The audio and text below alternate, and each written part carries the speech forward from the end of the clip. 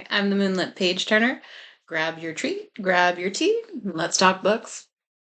For this month, we are traveling to Angola, and there's a little bit of background information that we need to go into before we get into our actual story, which is a general theory of Oblivion by José Eduardo Agualusa.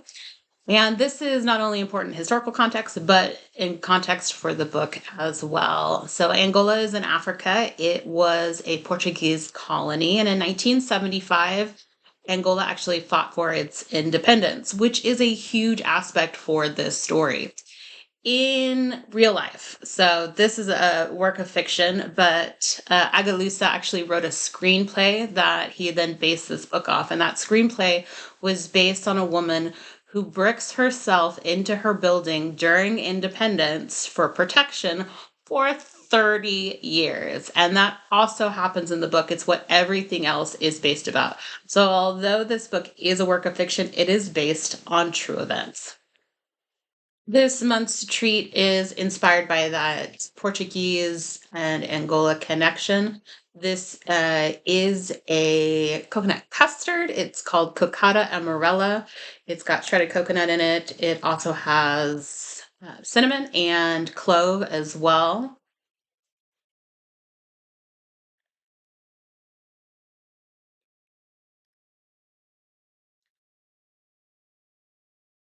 It's an interesting flavor because it's not your normal custard because it has so much shredded coconut in it.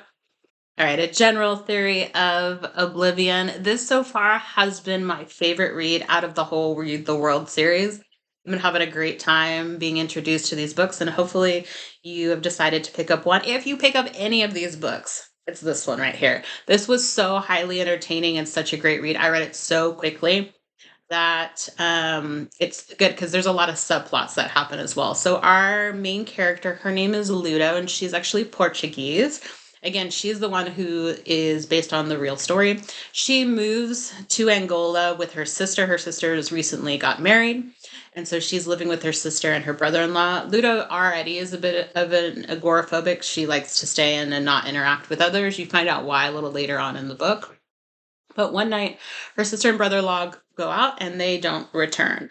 And the next day, Ludo is kind of accosted by a group of men who are demanding jewels, and she says she doesn't have them. And so this is also happening at the same time of the independence and all the crazy stuff that's happening outside. So Luda decides to protect herself, and so she bricks herself up in her apartment. She has a dog that's with her, and she has a garden outside, and so she's able to survive for quite a while. But as she is in the apartment alone, surviving, all these other sub stories are happening around her. So your main story is Ludo, and that is more of a linear story. But as other people are introduced to Ludo's stories, the author then goes back and gives their backstory. So there's a whole group of characters that you meet throughout. They're all fantastic characters, and they all have their own stories, and they all get their own subplots. But even more than that, all of their stories are connected.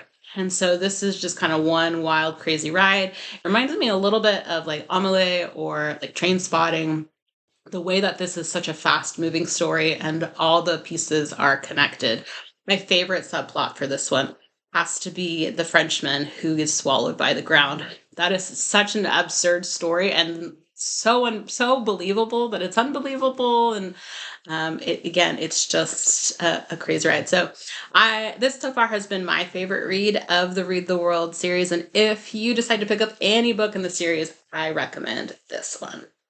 Hey, thanks for stopping by this month. Next month, we are traveling to Antigua, where we will be reading Unburnable. If you're interested in what's coming up, you can join us on Goodreads as well as Instagram. See you then.